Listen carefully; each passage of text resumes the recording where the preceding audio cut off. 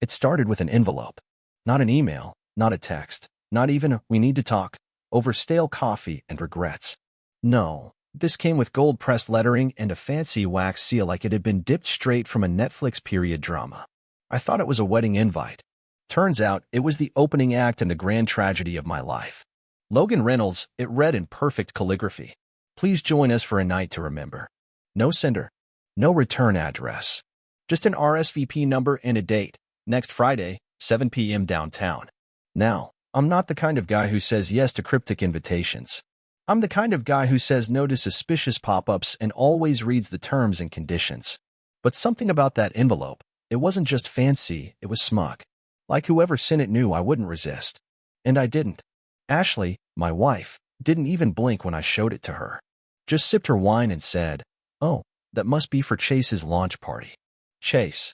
The name slid through my brain like a paper cut. Her colleague. Her mentor. The man whose cologne I could smell on her coat sleeves before she ever admitted they'd been out late working. "You mean the guy who wears leather jackets to HR meetings?" I asked, half joking, fully serious. She laughed.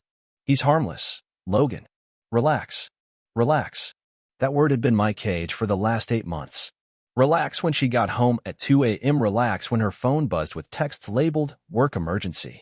Relax when I caught her staring out the window like she was searching for someone who wasn't me. I didn't relax. But I played along. I RSVP'd.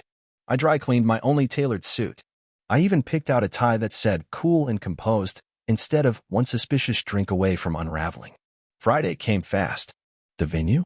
High-rise, glass walls, minimalist furniture, the kind of place that charges you $27 for sparkling water and calls it artisanal. Everyone looked like they had just walked out of a fashion catalog called Betrayal Monthly.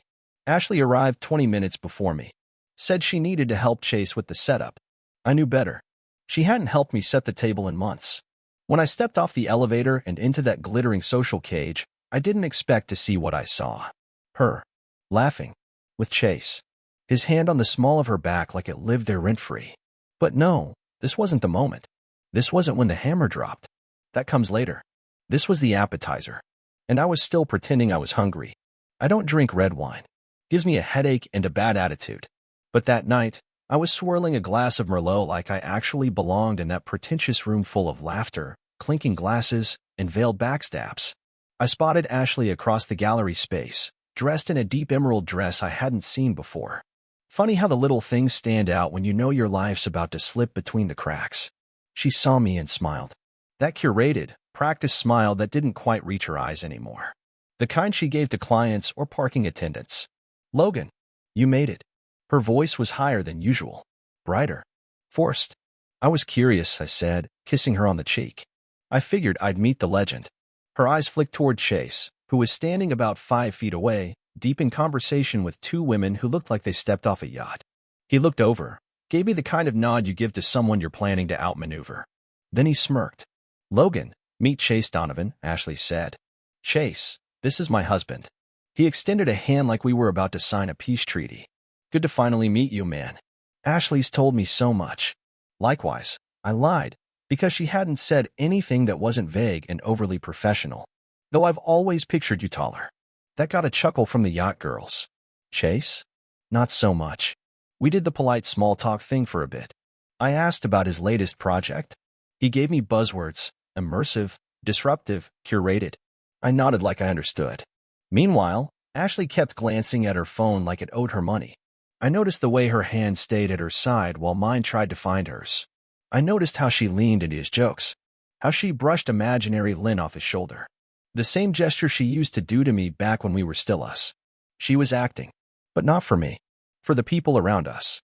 For him. Then came the kicker. The reason I remember this night like a rerun on loop. Chase lifted his glass, tapped a fork against it with theatrical flair. "If I could get your attention," he announced, "I just want to say a few words." The room hushed. Ashley beamed. I stood still. "I couldn't have done this without someone who constantly inspires me," he continued, turning toward her. "Ashley, you've been my sounding board, my right hand, and, if I'm being honest, my reason to believe in this project." A few ahs trickled from the crowd. My jaw clenched. He held up his glass. "To partnerships, in every sense of the word." People raised their drinks. Ashley giggled. "And me?" I took a long, bitter sip of that headache wine and smiled. But inside, something cracked. It wasn't jealousy. It wasn't even heartbreak. It was the realization that I was the only one who hadn't gotten the script. The play had started long before I took my seat. And I was just the understudy. I should have left when the applause started. The way people clapped like Chase had just proposed, like Ashley hadn't just flushed our marriage down the drain with a toast and a giggle. But I didn't leave. Nope. I stayed, like a fool at the end of a magic show, still hoping to figure out how the trick was done. Ashley drifted through the crowd like a hostess at a party I never RSVP'd for. Chase followed like a shadow with perfect teeth. I grabbed another glass of wine, white this time, because apparently I needed variety in my misery, and took a walk through the venue. That's when I saw it. A hallway, roped off with a little gold sign that read private event staff only. The kind of sign that makes regular people turn around. But I wasn't regular anymore. I was a man on the edge of understanding, and I wasn't going to wait for a PowerPoint presentation. I slipped under the rope like I'd done it before, walked past a few velvet curtains and landed in a back room. Low lights, leather chairs, and one very telling detail. A table with a stack of printed schedules. At the top, Chase Donovan, Intimate Celebration, 7 p.m. Below that, VIP Dinner List. Ashley Reynolds, Chase Donovan, Maria F., Rob S. And then it hit me like a brick in a tuxedo. Reynolds. They had her listed by his last name. Now, maybe it was a typo. Or maybe it was someone jumping the gun on a future that hadn't happened yet, officially. But the final straw came when I noticed a sleek black folder sitting on a nearby shelf. I don't know why I opened it. Instinct, maybe. But inside were photos. Not marketing photos, not press kit shots. Personal photos. Ashley and Chase. In Mexico. Holding hands. Kissing on a yacht. One of her in a white dress that looked way too bridal for someone who claimed she was just networking. The dates were recent. Really recent. I stood there, folder in hand, trying to feel something. Anger? Sure. Betrayal? Of course. But mostly relief. Because now I knew. No more guessing. No more pretending the distance was circumstantial or the cold shoulder was seasonal. This was deliberate. Premeditated. And right then, like clockwork, my phone buzzed. It was a text from Ashley. Come outside. I want to talk for a sec. Just you and me. I walked out like I'd rehearsed it. Calm. Composed. Knowing everything. She was waiting on the balcony overlooking the city, wrapped in a shawl and gilt so thin it barely covered anything. Logan, she said, voice soft. I wanted to tell you. I just didn't know how. Tell me what? I asked, already knowing. She looked down, fiddled with her ring. That I'm in love with someone else. I nodded. Chase. She hesitated. It's complicated. No, I said, meeting her eyes. It's actually really simple. She flinched like I'd slapped her, but all I'd done was stand still. You deserve to be happy, I added. And now I do too. Then I handed her the folder. She opened it, saw the photos, the schedule, her name in someone else's fantasy. Her lips parted, like she wanted to apologize. Or lie. Maybe both. But I didn't give her the chance. I just turned and walked away. Because that night didn't break me. It freed me. They say when you hit rock bottom, there's nowhere to go but up. I disagree. See, rock bottom isn't a floor, it's a basement. And if you keep digging, you find rooms you didn't even know existed. Rooms full of old photos, unpaid emotional debts, and the kind of anger that doesn't scream. It studies. That night, after I left the rooftop and Ashley behind, I didn't go home. Home didn't exist anymore. It was just a crime scene with memory-scented air fresheners. Instead, I drove. No destination. Just streets and thoughts. I let the city lights blur past until the road stopped looking like escape and started looking like clarity. Around midnight, I pulled into a 24-hour diner, the kind with flickering signs and waitresses who call you Han. I sat in a booth by the window, ordered black coffee, and opened a blank page in my notebook. Not for journaling. I wasn't about to start emotionally scrapbooking my misery. This was for planning. The coffee came. I nodded at the waitress. She gave me that look people give when they can sense something cracked behind your smile. She didn't ask questions. She just topped off the cup and moved on. I titled the page, The Plan. And underneath, I wrote 5 words. Make her regret the performance. Because that's what it was. A performance. The whole affair wasn't just about love or lust. It was theater. A play staged behind my back, performed with conviction, and debuted in front of an uninvited audience of one. Me. And the worst part? She didn't even care that I showed up. She just kept the spotlight on him and let me exit stage left like an extra. But I wasn't done acting yet. The next morning, I called in sick to work. Told them I had a stomach bug. That wasn't a lie, really. Heartbreak hits the gut before it ever reaches the chest. I spent the day moving with purpose. First stop? The lawyer. His name was David Haynes. Old family friend. No nonsense. He wore glasses too big for his face and suits too cheap for his income.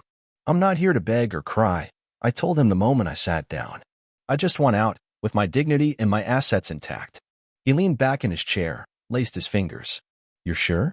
Divorce isn't. She's already planning her second wedding, I said. I'm just showing up late to the funeral. He nodded. Let's talk strategy. See, Ashley and I had joint accounts, a shared mortgage, and a prenup. One of those mattered. The others were liabilities. But I wasn't just looking for clean cuts. I wanted surgical precision. I wanted her to feel every inch of what she threw away. While David started drafting papers, I started gathering receipts. Literal ones, hotel charges, spa visits billed to our joint card, a $3,200 necklace I never saw on her neck but definitely saw in one of those photos with Chase. I compiled emails, timestamps, and text screenshots she forgot to delete from the cloud. But I wasn't planning revenge through courtrooms. I was planning it through perception. Ashley always prided herself on reputation. The kind of woman who treated her Instagram bio like scripture. Marketing director, plant mom, future CEO, fueled by oat milk and ambition. A walking LinkedIn profile with a skincare routine and a highlight reel. So I hit her where it hurt. Quietly. Carefully. I didn't post the photos. I didn't rant online. That's too obvious. No, I started by removing myself from the narrative. Unfollowed. Unfriended. Untagged. Then I sent a message to a few mutuals, nothing dramatic. Just a subtle, hey, just wanted to let you know Ashley and I have separated. Appreciate the space while we both work through it. Polite. Dignified. Deceptively neutral. The whispers did the rest. By the weekend, her girls' group chat was melting. And Chase? Well, his boss got an anonymous email with a PDF of those beach photos and a note that said, thought you'd want to know how company funds are being used on creative retreats. Again, no names. No signatures. Just enough breadcrumbs for corporate wolves to follow. Ashley called me 3 days later. First time she'd used my name without sneering in months. Logan, can we talk? I was at the gym. Her timing was perfect. About what? Her voice cracked just a little. Everything's falling apart. Oh, I said, checking my heart rate monitor. That must be awful. People are saying things.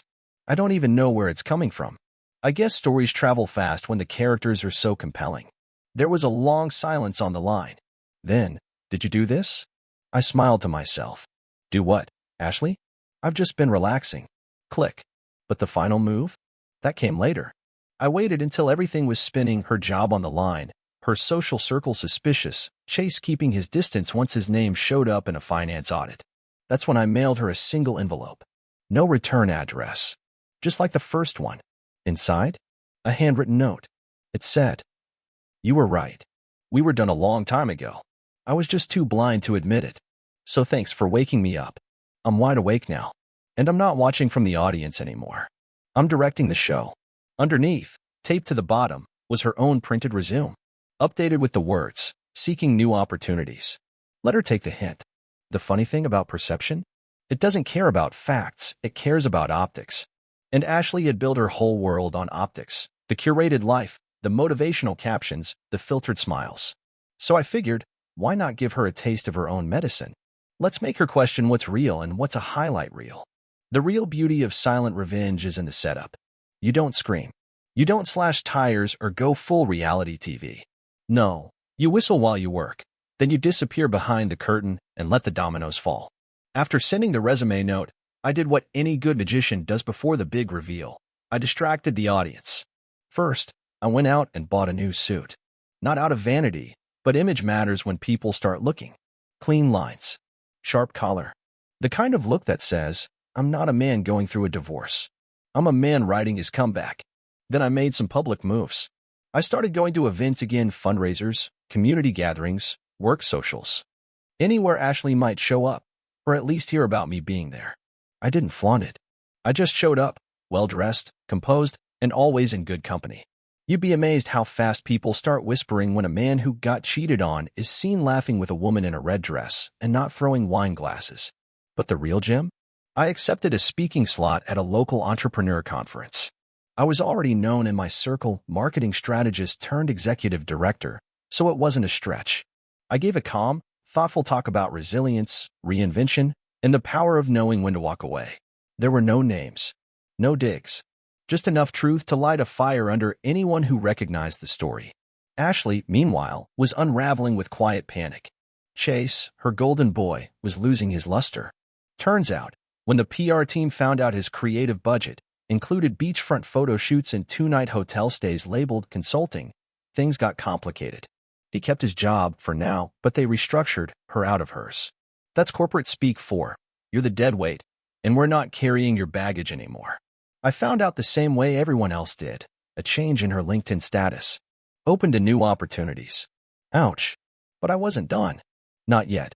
You see, Ashley and I still own the house together. And technically, I could have forced a sale, but that would have been too simple. I wanted symbolic closure. So I made her an offer. You can have the house. I just want the backyard. Confused, she asked what I meant. I told her I wanted the shed. Just the shed. She agreed, probably thinking it was some sentimental, pathetic man cave gesture. She didn't know that shed held every receipt, every document, every photo I'd quietly collected over the last year. I built that shed with my own hands 2 summers ago, thinking I was building something for us. Turns out, I was just giving myself the perfect fortress.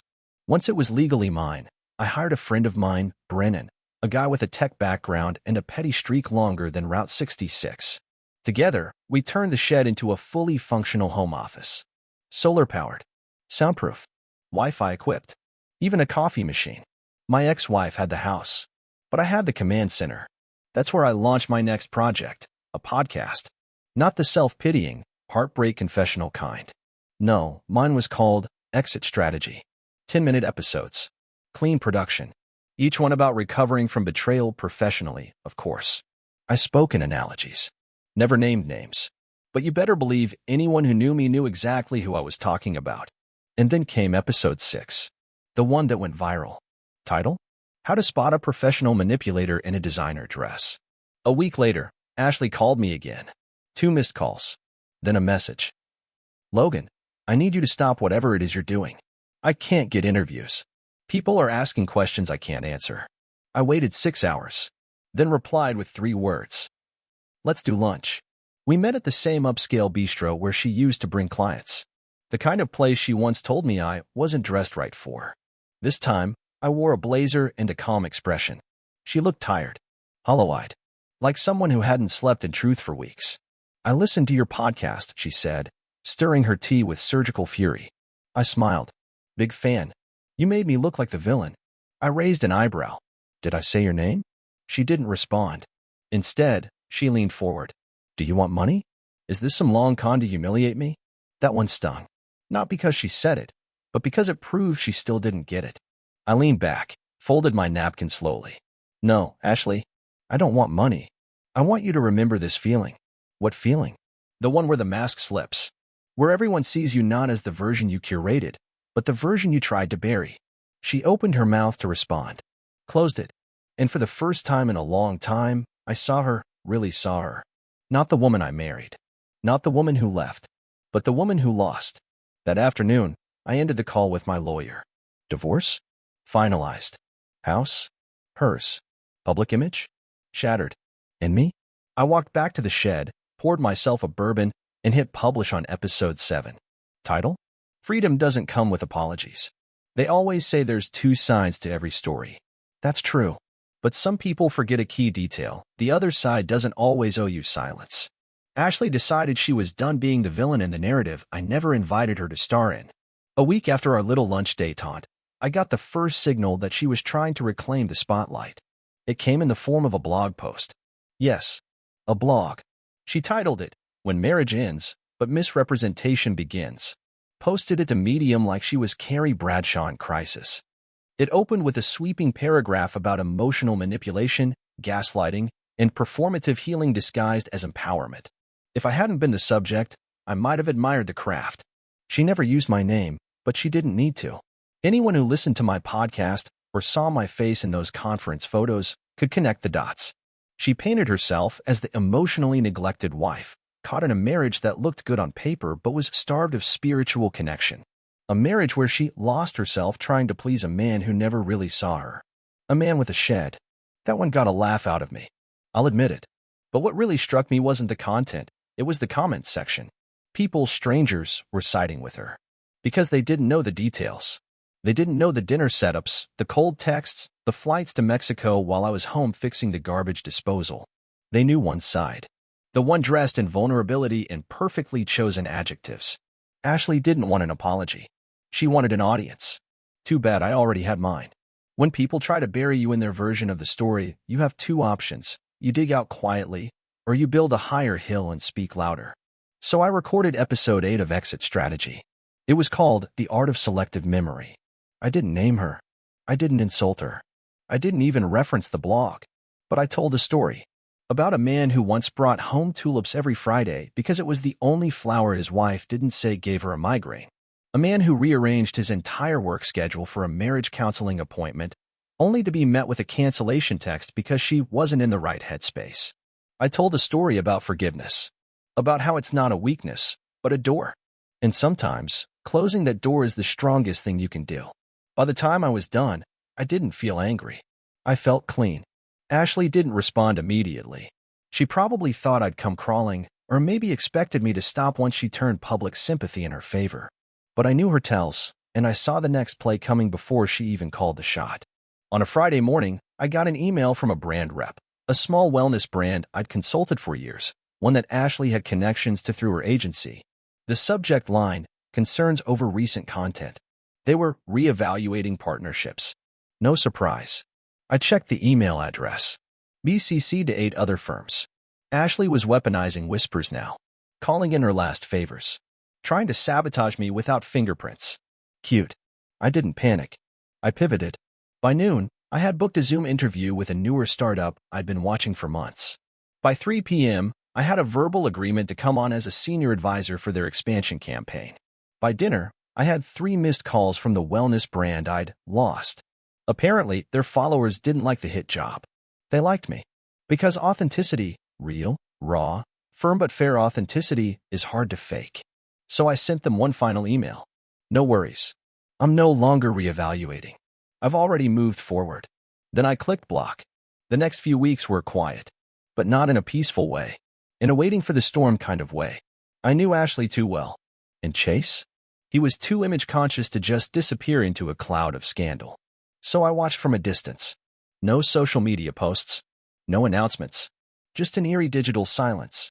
Until one day, I was at the grocery store grabbing a bottle of whiskey and a frozen pizza, because healing isn't always green smoothies, and a woman tapped me on the shoulder. You're Logan, right? The podcast guy. I turned slowly. She was in her mid-30s, dressed like a therapist, but with eyes that had clearly seen some chaos. I am, I said, bracing for judgment. Instead, she smiled. Thank you. Episode 6 helped me walk away from a 2-year gaslighting loop. I owe you a drink or 3. I thanked her.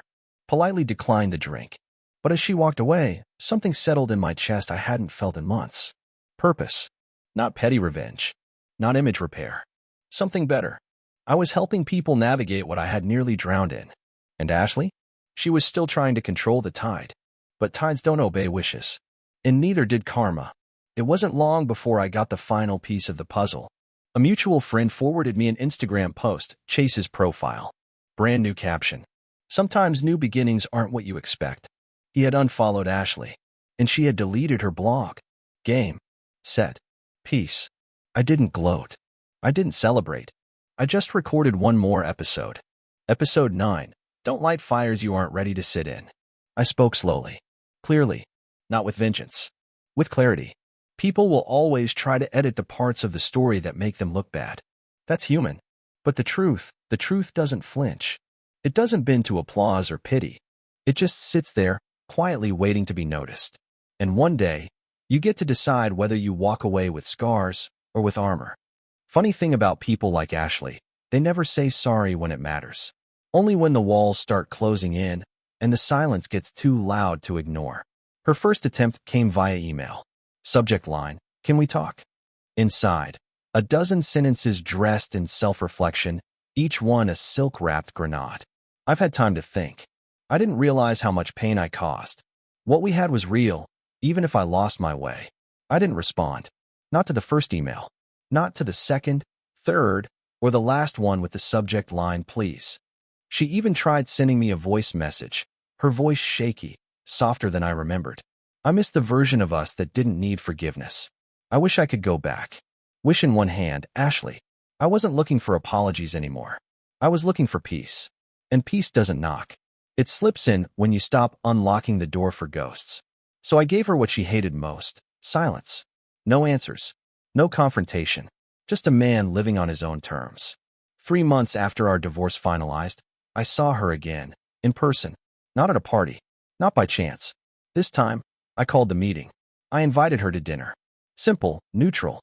A small Italian place we used to frequent back when we still split dessert and secrets. She showed up exactly 7 minutes late. Same perfume. Same smile. But something behind her eyes was different, like she finally understood the cost. "I almost didn't come," she said, setting down her purse. "But you did," I replied. "Which means you're curious." She looked away, then back at me. "Is this a setup?" "No," I said. "It's a conclusion." Dinner was polite. No raised voices. No accusations. She told me she'd lost the job, distanced herself from Chase, started therapy. The greatest hits of remorse. When the check came, I paid. One last gesture. Then I slid a small envelope across the table. "What's this?" she asked. "It's the last piece." She opened it. Inside was a letter I'd written months earlier, but never sent. A letter from the version of me she broke, before I rebuilt. In it, I said everything I'd never gotten to say. That I had loved her fully. That I had forgiven her, not for her sake, but for mine. That I didn't hate her. But I also made one thing very clear. I don't want you back. I don't need closure. I needed to look you in the eye and know I wasn't carrying your mistakes anymore. She cried. I didn't. We stood. She reached for a hug. I gave her a handshake. "Take care of yourself, Ashley." And that was that. The podcast ended a few weeks later. 10 episodes. A full arc. It helped people, and it helped me. I started a new project, one built not on heartbreak, but on rebuilding. I moved cities. Took a role with a startup that didn't care about my baggage, only my brain. The shed? I sold it with the house. Let it be someone else's fortress. And I met someone. Not in a movie-style meet cute. Just at a coffee shop. She was reading a book I loved. We started talking. Her name was Rachel. She laughed with her whole face and never once looked past me. And the best part? She didn't ask about Ashley. She didn't care about Chase. She cared about me. Real me. The man who learned how to walk alone before running again. They say revenge is a dish best served cold. But I disagree. The best revenge? Is not needing it at all. Ashley once told me I was boring. That I was too safe. That I didn't make her feel alive. Now, I wake up every day without wondering who's lying to my face. I don't need fireworks. I don't need drama. I need peace. And I've got it. The story she started, she never got to finish. I did. Not with anger, but with a quiet, satisfying punctuation mark at the end of a sentence I didn't write, but damn sure rewrote. So if you're out there reading this, wondering how you survive betrayal, simple. You don't just survive it. You let it sharpen you. You stop asking why and start asking what now. And then, you build something so good, they don't recognize you anymore. Not because you changed, but because you healed.